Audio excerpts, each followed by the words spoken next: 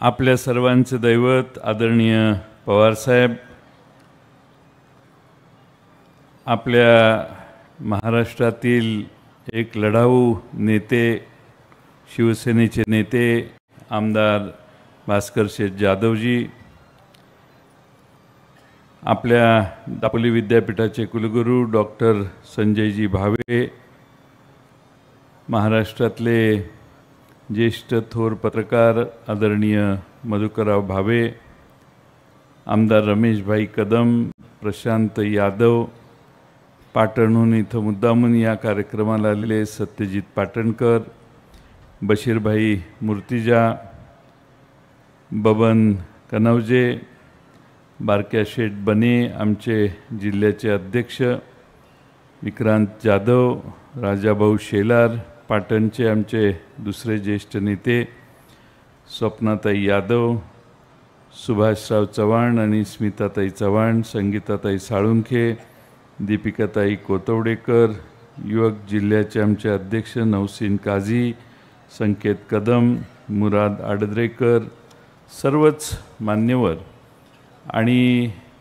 या वशिष्ठी कृषी व पशुधन संवर्धन प्रदर्शनासाठी या उद्घाटनाच्या सोहळ्यासाठी आलेले आपण सर्व चिपळूण आणि रत्नागिरी जिल्ह्यातील शेतकरी बंधू आणि भगिनींनो, मी पहिल्यांदा प्रशांत यादव यांचं अभिनंदन करेन की त्यांनी हा आजचा कृषी महोत्सव 2025चा आयोजित केला। साधारणपणाने निवडणूक झाल्यानंतर माणूस थांबतो आणि त्याची मानसिकता असते, आता काय कुणाला करायचं ते करू दे, आपण घरी बसू। पण प्रशांत यादवांचं अभिनंदन यासाठी की तशी मानसिकता त्यांची नाही, उलट दुप्पट जोमाने ते बाहेर पडलेले आहेत आणि तुमचा सगळ्यांचा विश्वास पुन्हा संपादन करायची जिद्द ही त्यांच्या मनात आहे। ही एक फार चांगली बाब आहे। मधुकर भावे साहेबांनी सांगितलं तशी एक अतिशय उत्तम अशी वशिष्ठ मिल्क संस्था उभी करण्यात आली। अतिशय उत्तम काम मगाशी आम्ही त्यांच्या प्लांटवर गेलेलो, तिथं दाखवलं आणि आज या भागातल्या सर्वांच्या उपयोगी पडणारे हे शेतकऱ्यांसाठी प्रदर्शन या ठिकाणी उभं केलेलं आहे।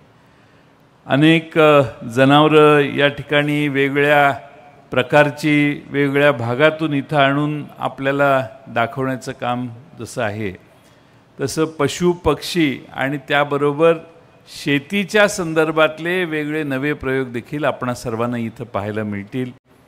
आणि ते करत असताना या भागातल्या बचत गटातल्या आमच्या भगिनींना न्याय देण्याचं काम देखील हे आमच्या प्रशांत यादव आणि त्यांच्या पत्नींनी केलेलं आहे आणि त्याच्यात त्यांचा जास्त रस आहे की बचत गटाच्या महिलांना या ठिकाणी जास्त त्यांचे निर्माण केलेल्या वस्तू विकण्याची संधी मिळावी।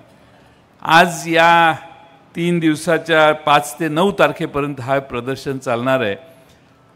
संध्याकाळपासून मला खात्री आहे की रीग लागायला सुरुवात होईल आणि हजारो शेतकरी या भागातले या प्रदर्शनात सहभागी होतील आणि त्या प्रदर्शनाचा लाभ घेतील।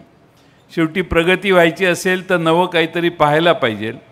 नवे नवे प्रयोग देशात आणि जगात काय चालले आहेत हे बघितल्याशिवाय, डोळ्याने पाहिल्याशिवाय लोक त्याच्यावर विश्वास ठेवत नाही आणि म्हणून या ठिकाणी प्रदर्शन आणण्याचा प्रयत्न प्रशांत यादवांचा यासाठी आहे की आपल्या भागातल्या नव्या पिढीला नवे संशोधन काय झाले हे कळावं, नव्या पद्धतीची शेती कशी करतात याची थोडीशी जाणीव त्यांना व्हावी आणि म्हणून हा एक अतिशय उत्तम स्तुत्य प्रयोग हा प्रशांत यादवांनी, मला वाटतं हे यावर्षीचं 3रं वर्ष आहे, 2रं वर्ष आहे की ते या ठिकाणी अतिशय उत्तमपणाने हे काम आपल्यासमोर सादर करतायत।